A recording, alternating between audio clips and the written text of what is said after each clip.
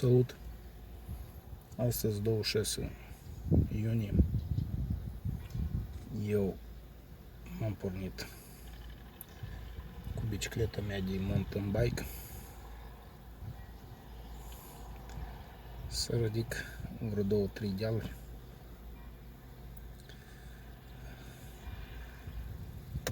Parcursul de azi încep de la Cumiana pe Osasco, mă ridic sus pe munte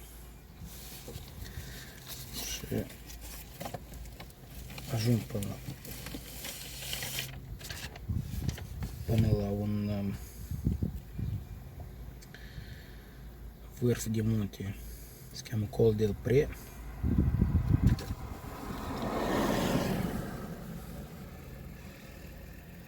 Monte Petra Borga. Nu așa un traseu pe lângă niște vârfuri nu tare înalte. Al maxim ajung la 850 de metri. Prin pădure, strada de piatră. Sper că va fi interesant. Voi cicla cu ușurință. Cred că nu vom mai pierde.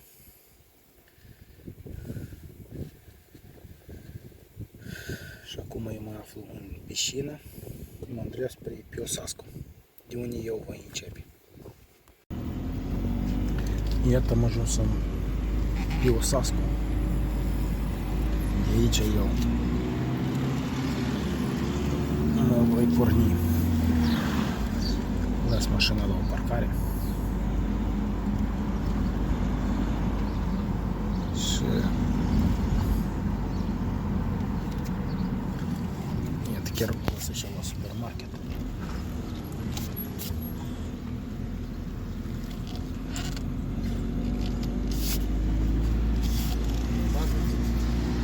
Și de aici eu mă voi porni.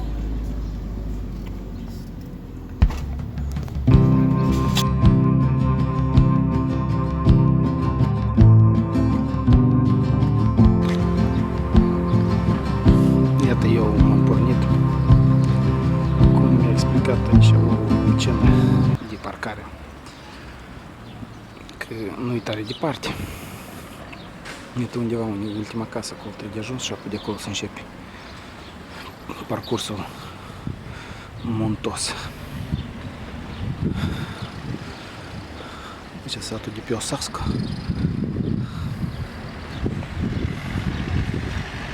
Mi-a lămurit că pista nu-i de începutul e mai largă, pe urmă spre Cumiana e cam mai strâmtă. Vom vedea dacă nu mă întorc înapoi la pe Osasco. Dacă la Cumiana eu n-aș pot face, mă întorc pe aceeași stradă la Osasco.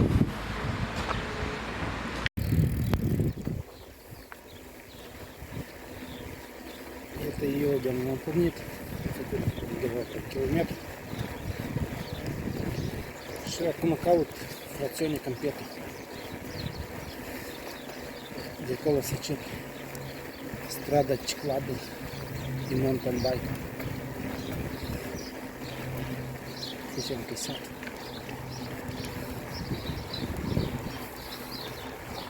Am înțeles, trebuie să ajung până în sfârșit.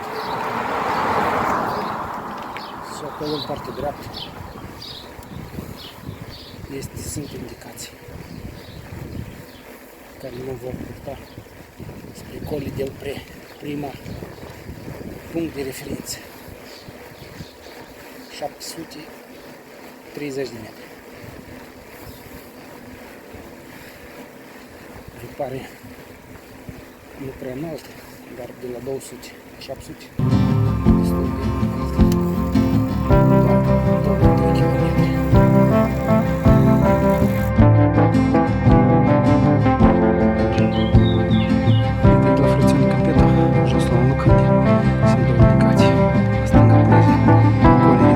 Colunii nu mă întreb. Și o luăm în partea stângă.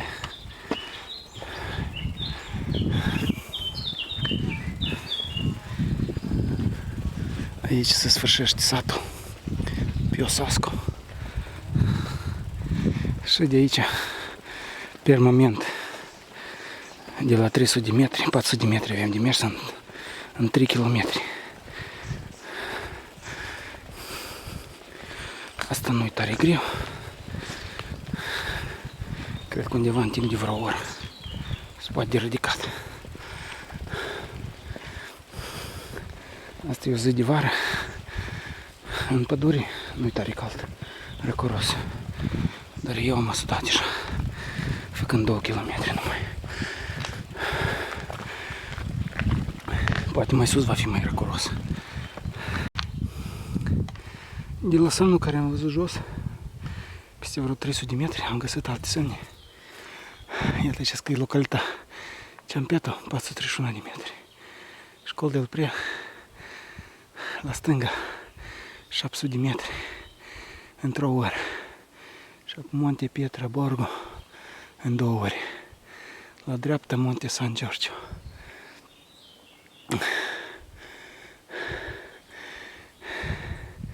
De aici eu să iau ca la strada la stânga. Începe strada de piatră.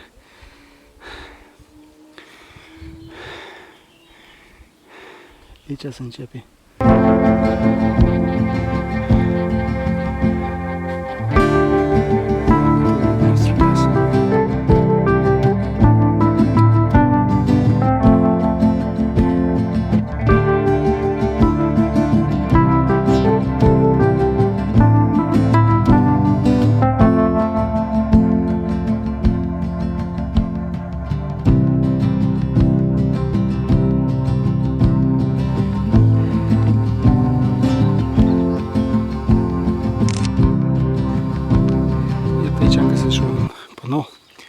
Parcul Naturale San Giorgio și descrierea parcului. Iată, noi ne aflăm aici la Ciampeto și ne vom sui pe strada asta până la Colle del Pre. Pe urmă, dacă mai am timp, continui până la Prezul de Piosasco. Și apoi de la Prezul de Piosasco poate vă face la stânga și mă vă duce la Cumiana. De la Cumiana la Piosasco. Undeva vreo 30 km.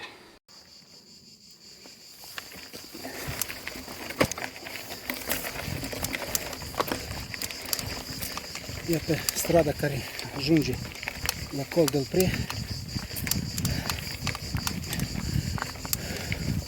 Nu e foarte largă, dar nici nu e strâmtă. Deci cu bicicleta se poate de ridicat. Poate o bicicletă de mountain bike. Pietrele, cum vedeți, sunt destul de vizibile, mari. Asta puțin îngrelează mersul. Iată, un cern. Uitați-vă un cern în cale.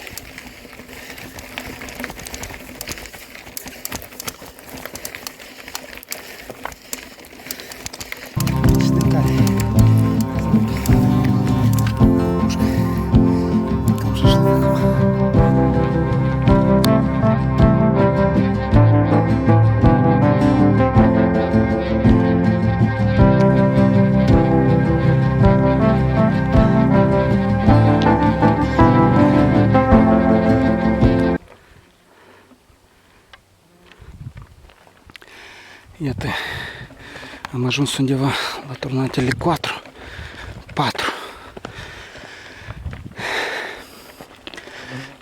La curbă, fiindcă dacă e direct de suită, e tare abrupt. Lumea a făcut un fel de zebre așa. Turnante se cheamă. Și iată la un turnant și e asfaltat. De aici deja se vede diferența de relief. Iată, uitați-vă la cât m-a ridicat și la cât trebuie să ajung. Aici noi facem vreo 5 minute de pauză fotografii.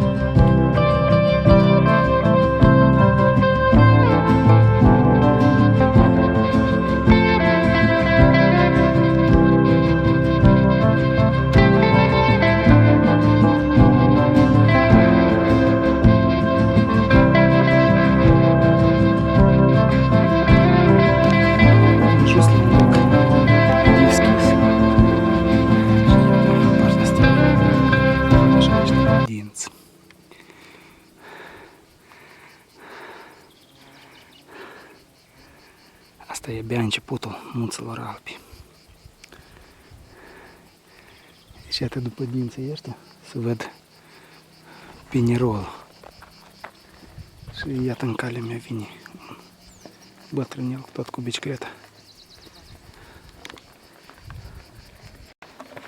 Iată eu m-am oprit să fac fotografii. Locul era deschis, prielnic pentru fotografii. Și iată, bătrânelul merge tot în direcția care eu, aceeași direcție. Bătrânelul are forță să cicleze. Și eu fotoaparatul în geantă și uite ce plașă eu puțin.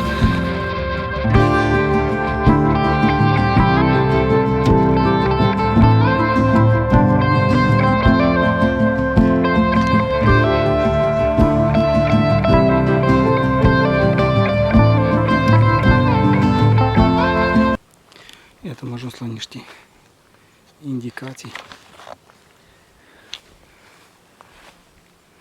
Iată până la Col del Pre încă 5 minute.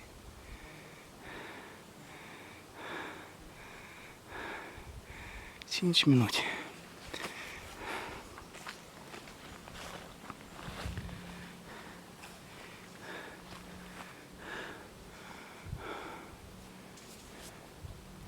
Asta undeva 500 de metri.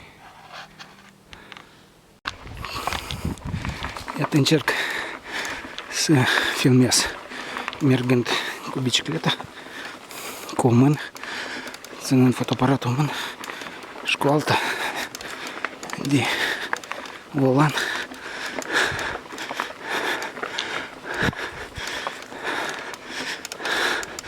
Iată strada, ultimii 500 de metri până la Col del Pre, tot timpul pietre.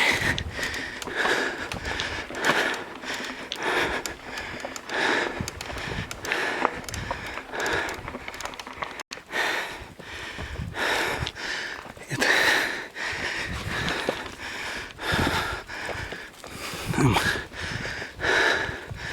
Am coborât de pe bicicletă cu o mână. E greu de ținut bicicleta.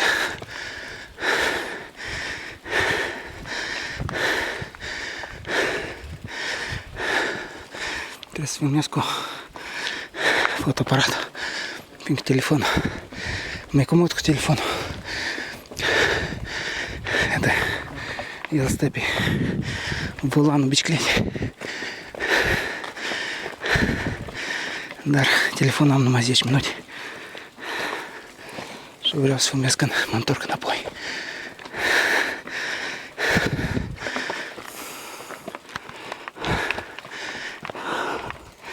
Descrea 5 minute. Cred că va dura vreo 10. Dar să apropie.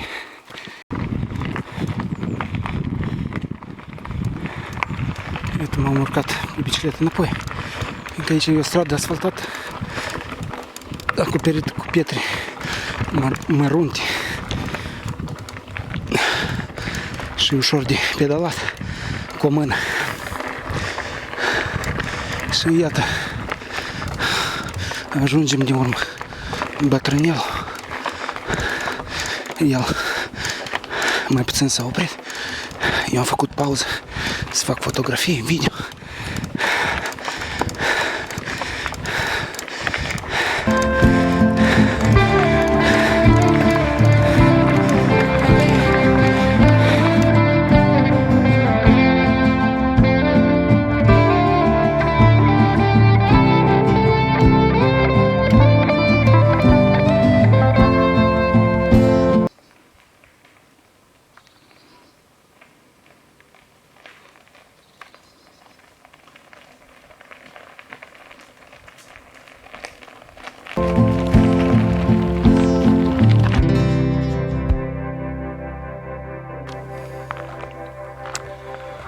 Am ajuns la Colle del Pre, 714 metri.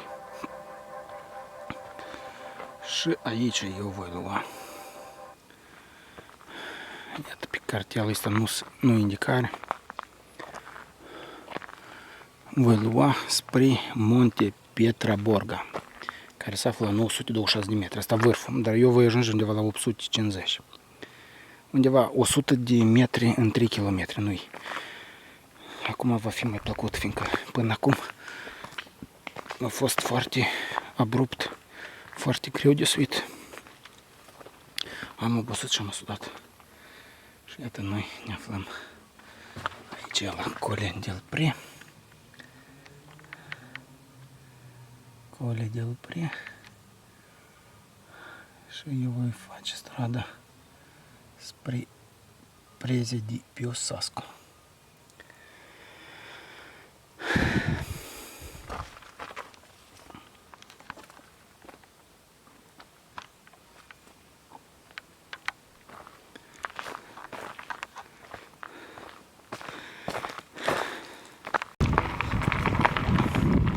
Iată aici se începe strada. Nici nu prea se înțelege. E deal, e vale. Așa, e dreaptă. Și iată chiar mă cobor. Și acum, pe urmă, cred că voi să ridica.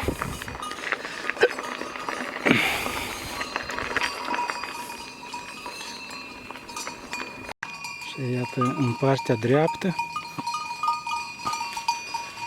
se vede Torino.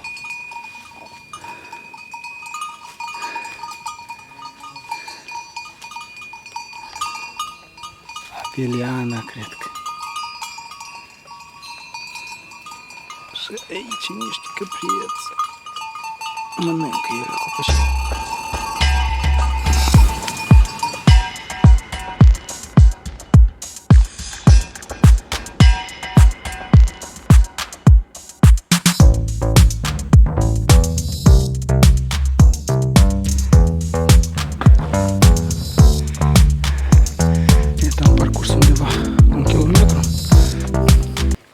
Din început era la vale și apoi pe urmă la deal, vale, deal așa. Petrece, nu știu scrie.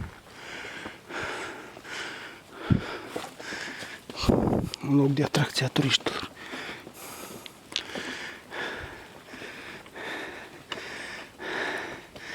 Iată. Strada.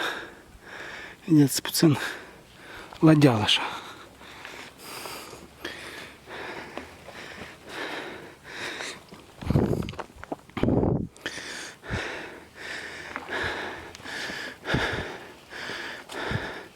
Strada de la Piossasco până la Colle del Re era mai permanent în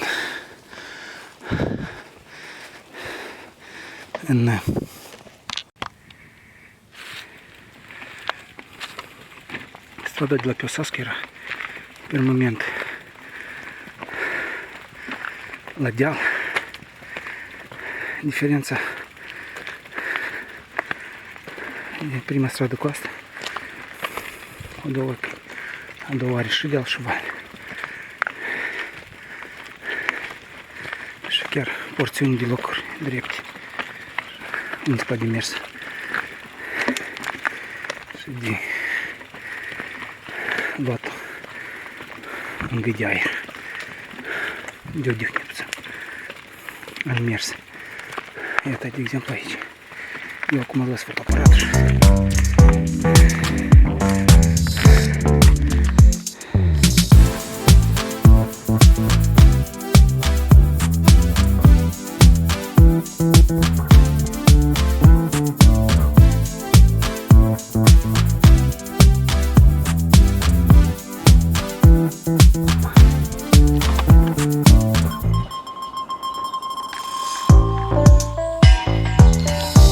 Ajung la un loc unde am găsit și coșuri de gunoi în pădure. Și iată aici sunt niște semne unde noi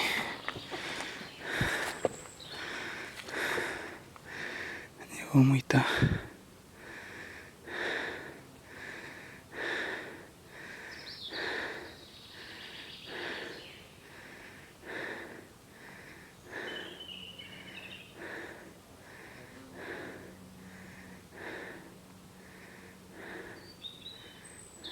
Sangune.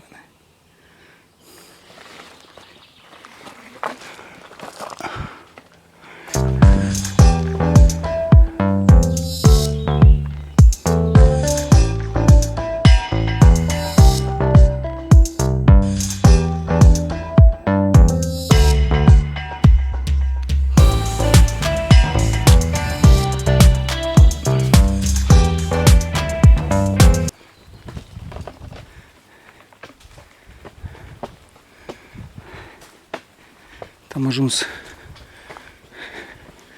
aproximativ la Croce de Piatra Borgo.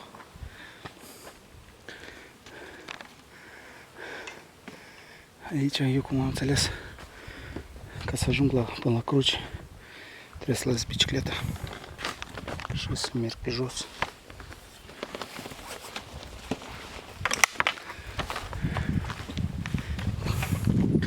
Undeva vreo 10 minute.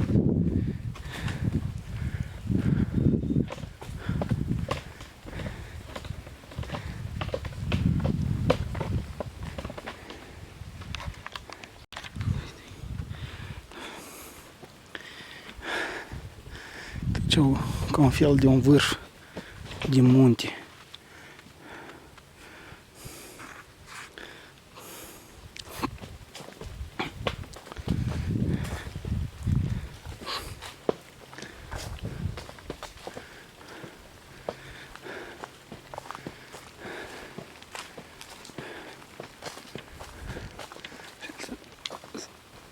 Mulțimi de pietre.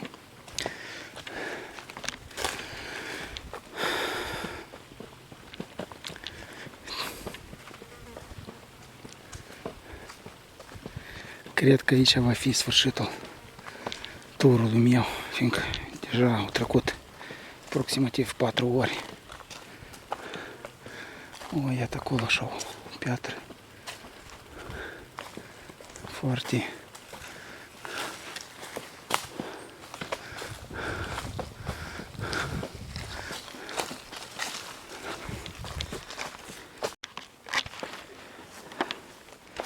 iată, am zărit un semn în apropiere.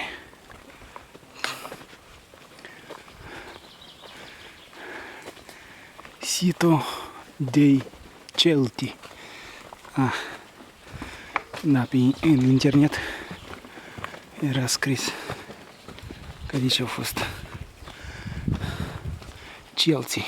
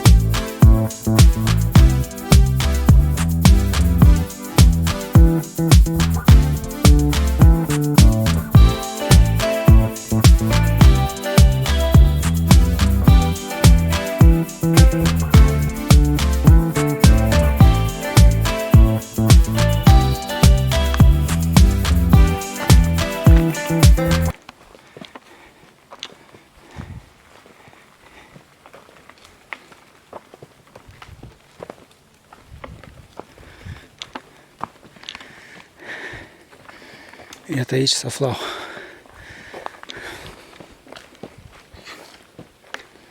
celții, triburi de celți.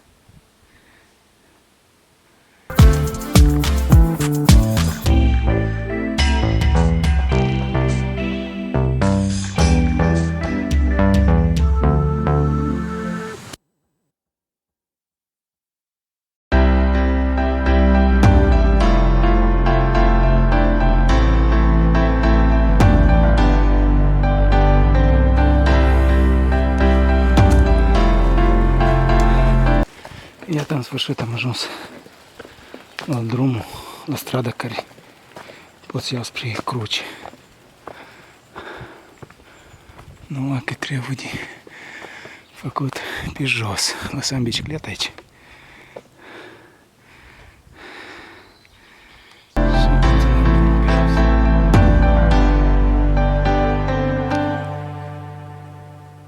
Iată, vedeți cât e de abrupt aici. Bicicleta aici nu sui.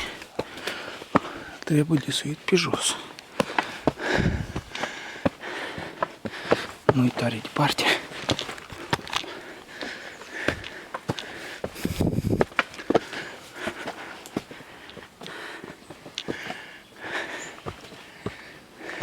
Iată aici șopârle.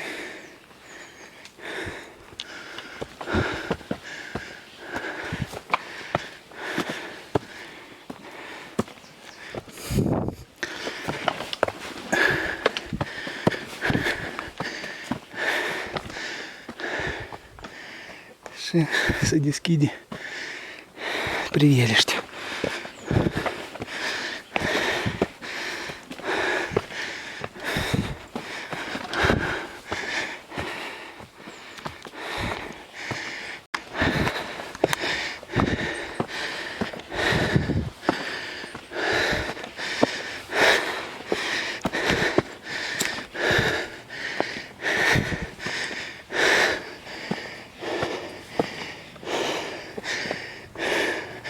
Iată, am găsit-o.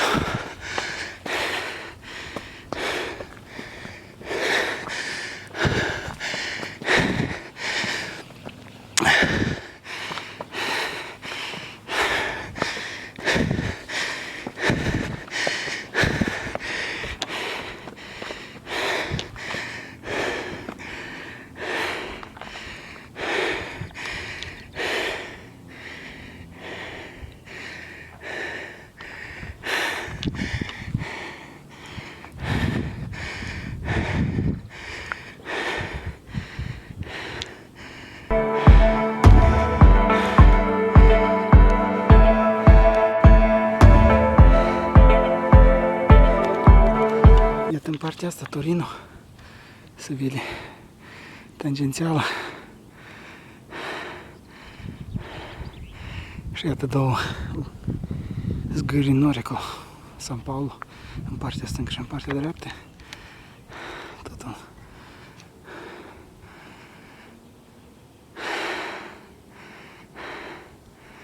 Și iată.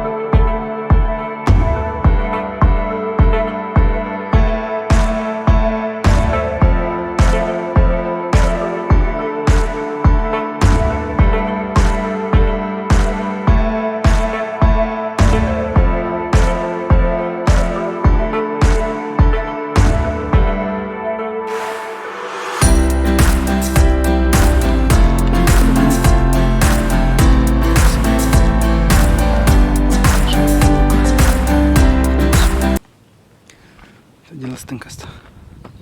Da, stâncă nu vreau. Și să mă întorc la bicicletă, unde am lăsat-o jos.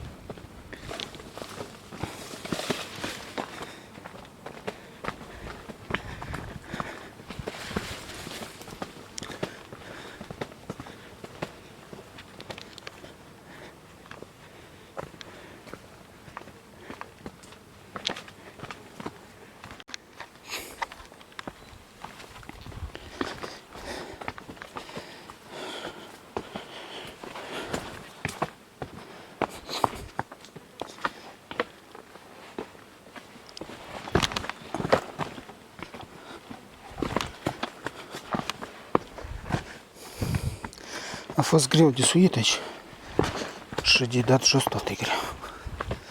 Iată, bicicleta este la loc. Mă întorc eu la Piosascu. Nu mai ajung la Cumiana.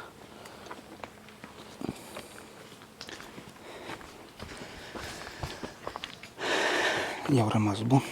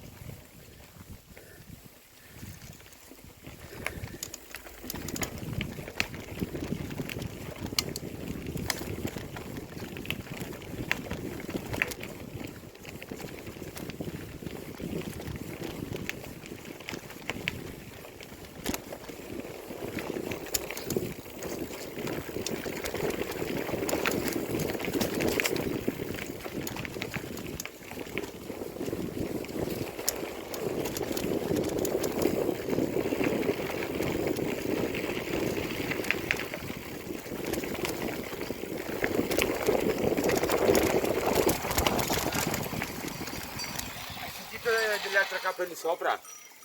No. Quando scendevo erano in foresta.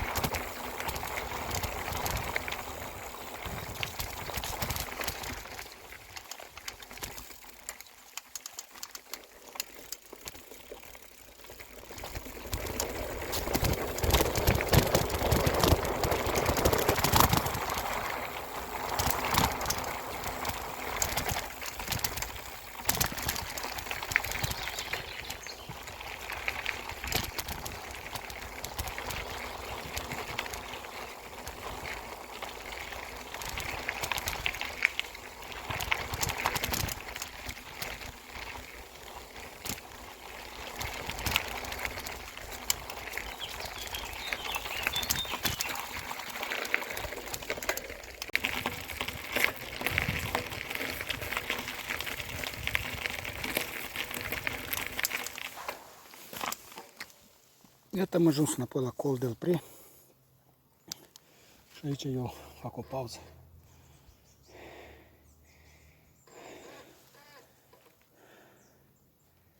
Pe Osasco. Eu mă luam la dreapta la Osasco.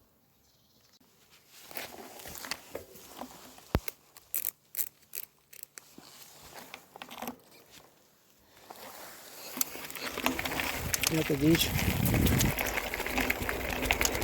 Ultima stradă. Pe Osasco.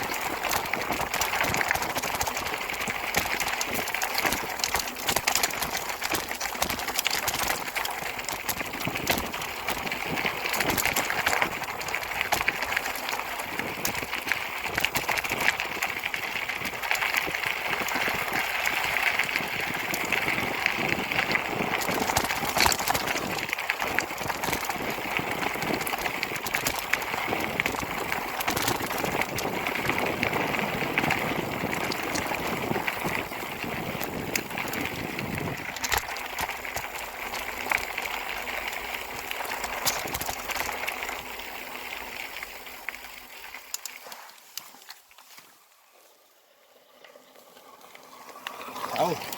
Ciao.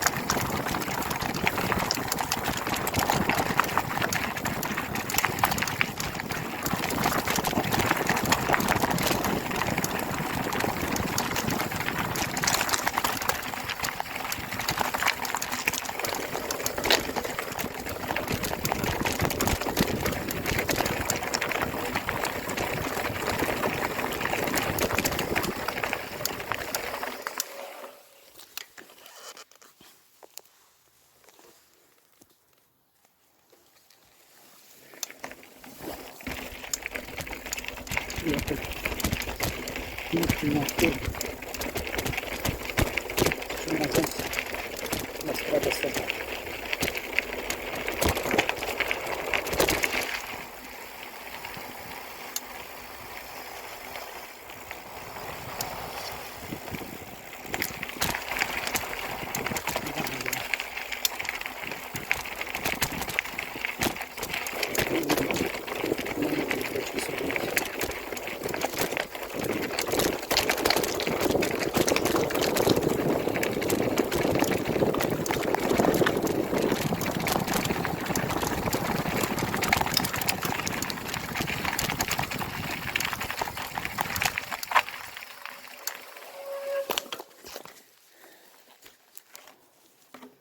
Telefonul în permanent.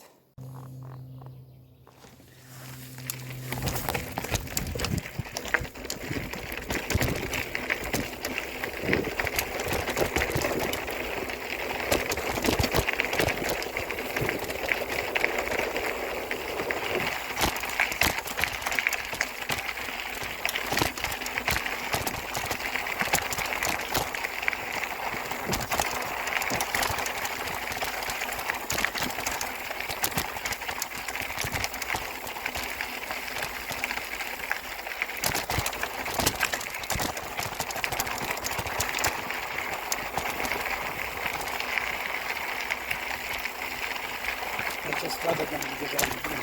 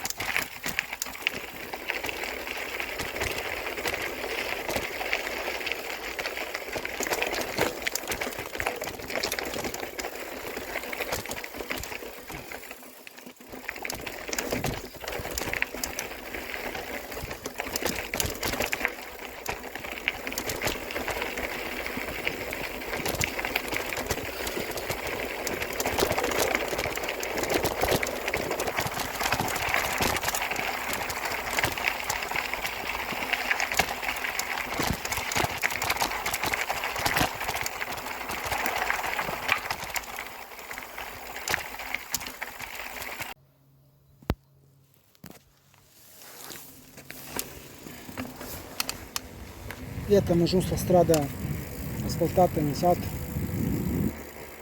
strada de Campeto. De aici eu voi continua drumul spre parcare unde am lăsat mașina.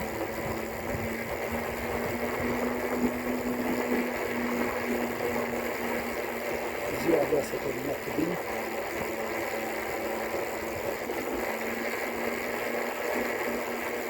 N-am avut așa mașină. Nimic care e reținut în atât. Am reținut la niveliște sus.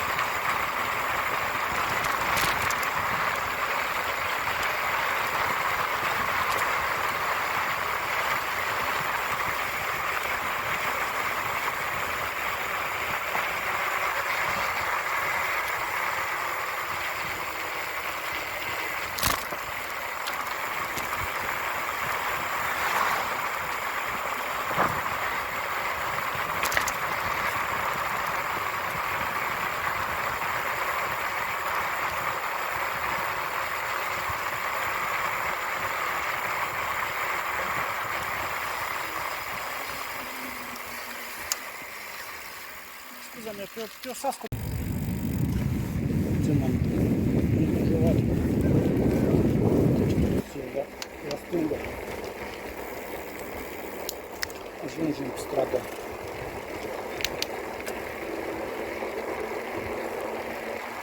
așa.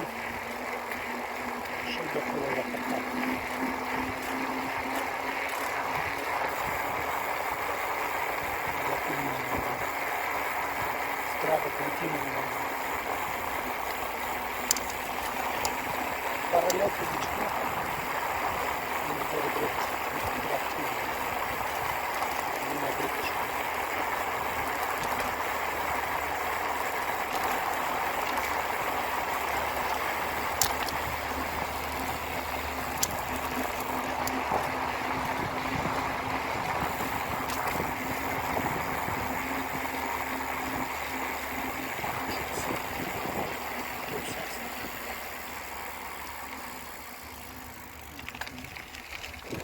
Ауди.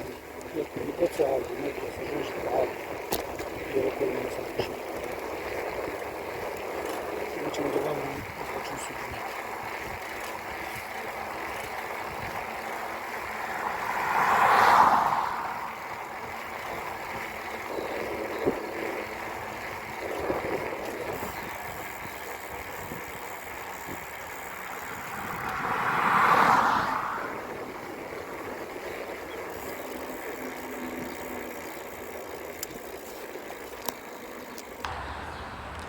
Это сад Дипиосаско. Круче дела. Ну что напел в это.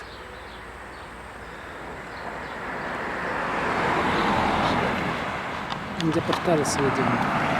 Парашютисты.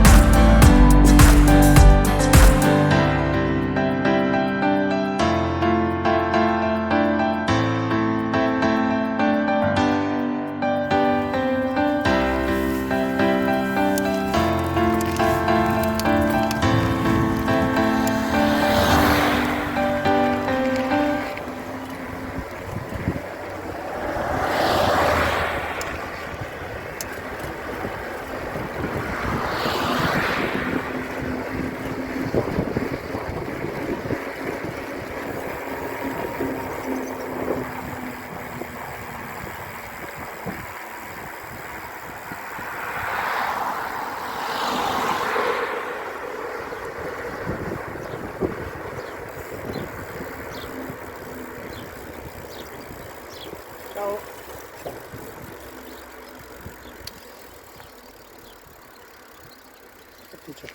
Sì,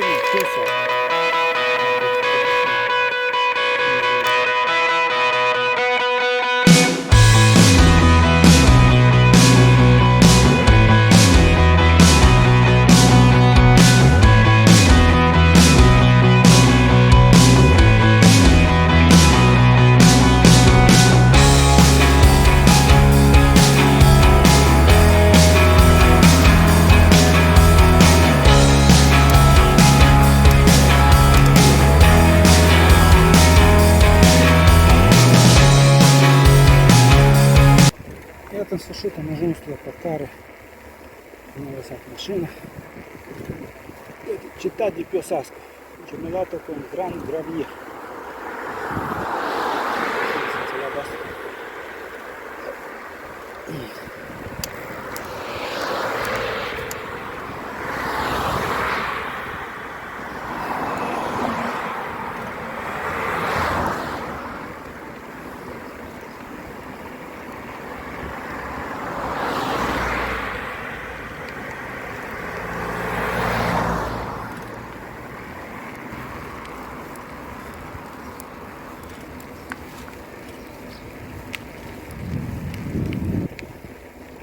Cine se vine? Politica da lactice. Ce drept.